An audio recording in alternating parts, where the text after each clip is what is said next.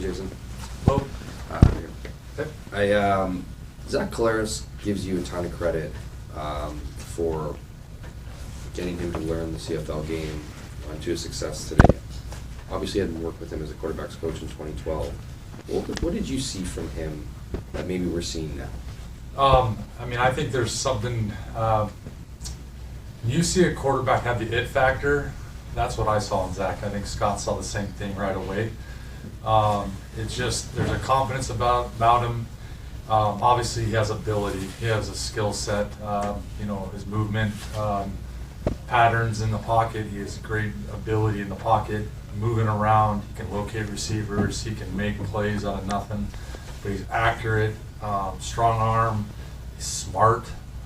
I still remember him coming into training camp late and having to get him ready for the first preseason game he was going to play in, and he had only been there a couple of days. And like I said, he was very confident that he'd go in, and I wasn't quite so sure because I know how different our game is, but he went in there and played just so smoothly, and he didn't play the rest of the year. And then when I saw him come back, it was a different guy. He'd improved. Like every quarterback does after their first year, I've always said the second year is where you take the biggest leap, in my opinion. And he was ready for the moment he got a chance. And still remember that moxie he had in a 4-game winning streak that second year, all on the road, coming back as a starting quarterback and leading us to victory at the time. And again, it's just his ability to just can make plays out of nothing, but he also can read defenses and understands the offense and works extremely hard and tough. So there's a lot of attributes that I love about Zach, watching him play, and have loved watching him continue his career and be so successful. And when people say he's the first quarterback to go to 4 straight, there's a reason why.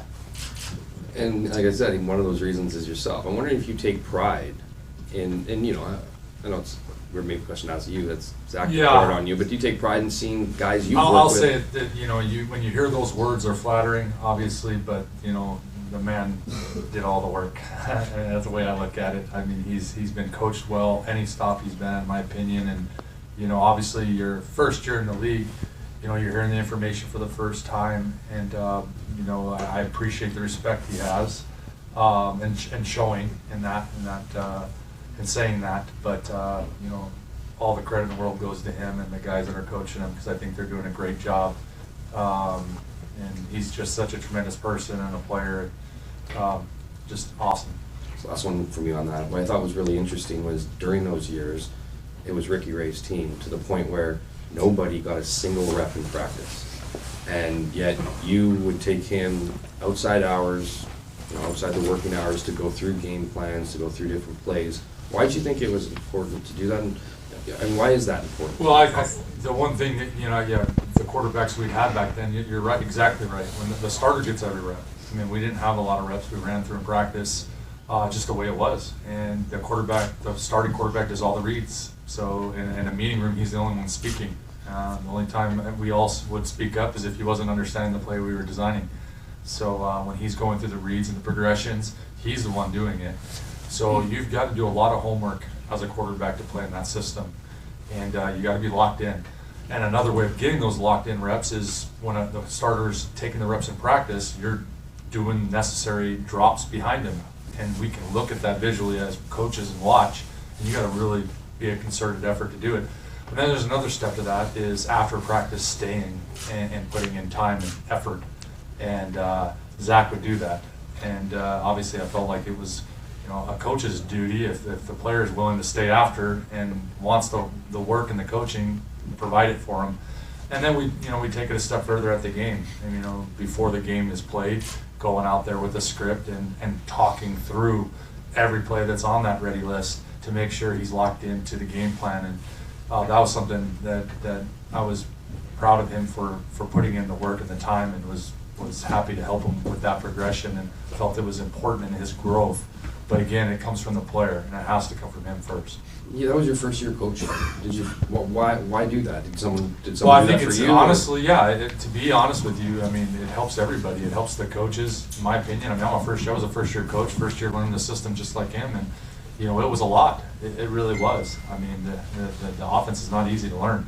So that's part of learning as well. And, you want to hear it over and over again. And, after practice, taking a script and going through all the plays, the starter just took every rep. So now just visualizing and calling out a defense and making him think on his feet, that was what I felt would make him a better quarterback. And obviously I had experience in doing that visually myself, before games. And, you kind of, as a coach, you take some of those learning lessons that you felt were important and try to pass them along.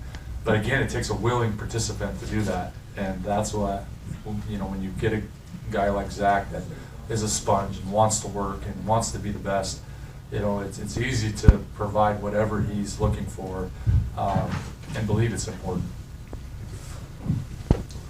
Jason, I'm wondering if I could be so bold as to ask you for something straight from the heart here. You're great at expressing yourself, and the journey that your team has been on from day one to be here on Grey Cup Eve. I mean, how much do you love this team of yours? We spoke about that this morning. I think you always have a vision. You always have a goal in mind, and that goal is to make a Grey Cup and win a Grey Cup as a team and an organization, and you know how special that is and how memorable that can be. When we've only won 7 Grey Cups as an organization, yet we still talk about those teams. There's a lot of teams that you don't talk about because they didn't win that game. And then I'll take it a step further. When you feel like you have a great team, and you have to be great to get here. I mean, you have to have done some great things to get here.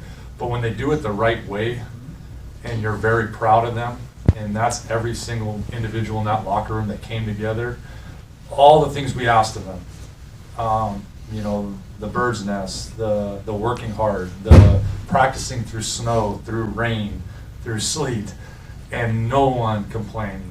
Everyone getting to know one another, selfless guys. And again, we work and compete so hard against one another. No fights in practice, which I've never seen before, but yet competitive as hell. Those are the type of teams you root for, and you want something so strongly for them. There's a great sense of pride in knowing where we are from in Quebec, and we talked about that pride in the locker room, about the Quebecers and the Quebecois being so proud of the heritage. We wanted the Americans and the Western Canadians and the rest of Canada to be proud as much as they are. And that was only going to happen if we could come together and learn one another very well. And I'm just so proud that all happened. And now, to me, it's the barometer that I'm going to look for going forward. I think they've set the bar. And it's beyond my imagination of what we could accomplish in 1 year, to be quite honest with you. Not getting here, but the coming together. Because what the vision was that we would do this, but we wanted to be able to sustain it. And I feel like we have the right type of guys and the right locker room now and the right organization all pulling together to allow this to be sustainable. And it's always going to be tough and difficult, but when you're with like-minded guys that want to work for one another, it's special. And I just, it's hard to believe, and this is the last thing I'll say, is the 2023 version of Montreal Alouettes tomorrow at about 10 o'clock is going to cease to exist forever. And I just hope that they're on that Grey Cup so other people remember it, because I will never forget this team. It's fantastic. Thank you. Yep. Jason, you were injuries, whatever, you were part of 3 Grey Cup teams, and the Edmonton football team won 2 of them. You will now be the guy that everyone looks at tomorrow, your team. What will you be telling yourself tomorrow? And I've watched you as a coach over the last 10 years.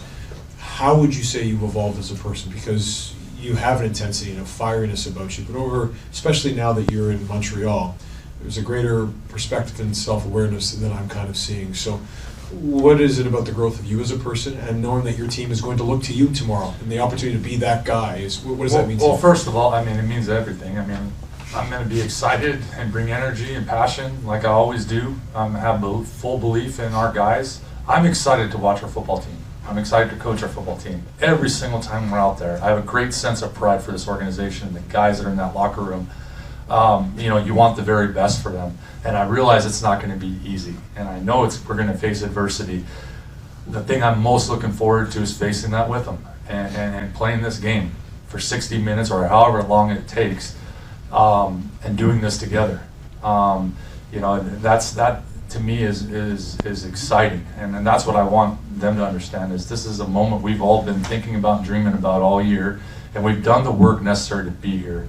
And you know, we're going to have each other's back, and have confidence in everyone, and we're going to coach them like hell, and they're going to play like hell, and that's what they can expect from me and every guy on that sideline. We're all pulling for each other, and we're going to do everything possible to get this W. Does personal pride play into that? Will you allow yourself a moment in the journey that you've had to this point, knowing that you're a head coach, it's going to be leading a team out for a great couple? Will that play into your mind at all? Yeah, that's an interesting perspective. You know, obviously, you know, when you're part of a team, that's all I think about. But I have a job to do, and you know, I respect the job. Let's put it that way. You know, I've tried to focus all my energy on every single individual on this team, and don't even think about myself, to be quite honest with you. I feel like I'm a part of this organization, first and foremost, and of this team. I realize I am the head coach, and I don't take that lightly, and I think I take that with great pride and responsibility, and I try to do my very best to provide the leadership necessary for us on a daily basis, and that won't change no matter how big a game this is, and we all know how big it is, but you know, the guys can expect from me what they've gotten all year, which is everything I have. Oh, here, Coach. Obviously, last week special teams played a huge part in your game and your win against Toronto. How much of that's going to be applied to tomorrow night? Yeah, I mean, it's going to play a big part. You know, they're a very good three-phase football team, and I believe we are too. So, you know, the special teams in this league is always big in any game, but they can turn a game on its head as well. Probably like no other, because people always look at the offense and defense to maintain momentum or to get momentum. And anytime it seems like your special teams is special, you know, it tends to create more momentum, and we play a momentum football game. So, and I think everybody knows, you know, what kind of special teams unit they've had and possessed since O'Shea's been coaching there. So we're up for that challenge, and we're looking forward to it, and expecting to play a big. Our special teams is expecting to play a big part in this game. And is there any sense of a why not us mentality tomorrow? Because obviously you guys look 11-7 in season, got the big win last week, and now it's just continually getting these big wins at the most important times of the year. Yeah, I mean, we weren't shy about saying as the games get bigger, or as we get longer and further in our season, and the more games we win, we're going to play bigger and bigger games, and you're going to play better opponents as far as records wise once you get into the playoffs. And you know, we were fully aware of what our record was all along, and the teams that we were possibly going to be facing. And I said at the beginning of the playoffs, you know, you're playing against, in the first round, a Hamilton Tiger Cat team that's been to 2 Grey Cups recently, and they are hosting a Grey Cup team, which is great motivation. You know, you're going to go against, if you win that one, you're going against a 16-2 team that's only been done one other time in 100-year history. You know, that's the type of team you're going to face, and they're the defending Grey Cup champs. And then if you get past that game, you're going to play against a team that's was 14-4 and have won a playoff game, and could possibly go into their 4th Grey Cup in a row. I mean, the teams don't get any better. So you have to have confidence that you've got to be at your best and as great as you can possibly be to knock off those teams. And I feel like we are the only team, I think, in the league that got 21 day threes in. And we played one more game than Winnipeg has. So we've worked longer than they have. And we put a lot of stock into working. And we needed to get better from the last time we played them, and we have. And so I don't think there's one guy in our locker room that does not believe, with the work we've put in and the teams that we have played and beaten, that there's no reason we cannot be victorious in this game. There is not one guy that doubts that. And we got to go out and do it. There ain't one guy that's going to doubt when they walk on that field that we cannot win. Thank you. Jason Simon Dingley from CBC. Heard an interesting story about you earlier this week, and I wonder if you can confirm it. We heard that when you were with the Argos in 2012, you actually had to live in your van for a good chunk of the year because of the high cost of living in Toronto. Is that true, and can you tell us about it? I'll just say this. There were a lot of nights where, yes, I had a Yukon and a truck for multiple years that I've coached here and coached in this league. And there's been plenty of nights I've slept in my own vehicle because it's too late leaving the office, and that was my fastest way to get a lot of hours of sleep, knowing the traffic that's out here. You know, it is what it is as far as, you know, as a coach, sleep is not something that you're afforded during the season. So anytime you can catch a little bit extra shut-eye, you do it. So yes, I've slept many nights in the winter months towards the end of the season in my own vehicle. Merci, Coach. I think you've been asked that more than